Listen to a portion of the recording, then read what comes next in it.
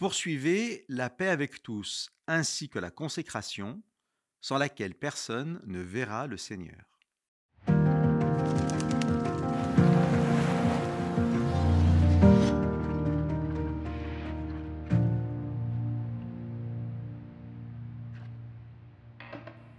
L'expression poursuivre la paix et la consécration est traduite dans d'autres Bibles par rechercher la paix et la sanctification pour la TOB et efforcez-vous d'être en paix et de mener une vie sainte pour la Bible en français courant.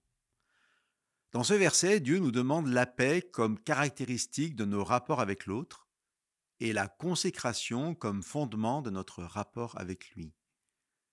Pour mener à bien et vivre ce que Dieu nous propose, il est important de rappeler encore et toujours une vérité qui traverse l'ensemble de la révélation divine.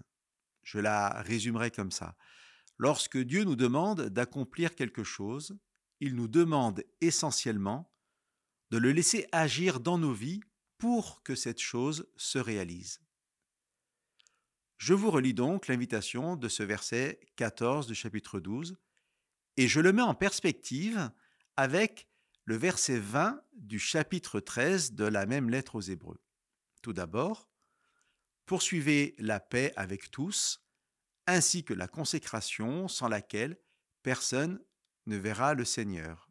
Et au chapitre 13, que le Dieu de la paix vous forme en tout ce qui est bon pour faire sa volonté, qu'il fasse en nous ce qui lui est agréable par Jésus-Christ, à qui soit la gloire à tout jamais. Ce dernier verset parle de lui-même, c'est une prière, l'expression du souhait inspiré de l'auteur pour chacun d'entre nous. Que Dieu, qui est le Dieu de paix, nous forme lui-même en tout ce qui est bon pour faire sa volonté, qu'il fasse lui-même en nous ce qui lui est agréable. Chers amis, notre réponse au verset d'aujourd'hui sur la paix et la consécration, notre réponse n'est pas tant au regard de notre croyance dans nos capacités à réaliser ce que Dieu demande, mais bien plutôt notre désir de laisser Dieu transformer nos vies pour que sa volonté s'accomplisse en nous. Lorsque nous sommes donc invités à poursuivre la paix et que nous lisons au chapitre suivant que Dieu est le Dieu de la paix, pensez-vous qu'il faille courir après lui et tenter de le rattraper? Ou plutôt le laisser accomplir en nous cette paix selon sa volonté? Chers amis, c'est bien Dieu qui nous poursuit plutôt que nous qui essayons de le rattraper. Nous qui ne pourrons jamais par nous-mêmes nous former en tout ce qui est bon pour nous, en tout ce qui est agréable à Dieu, nous pouvons laisser Dieu agir dans nos vies.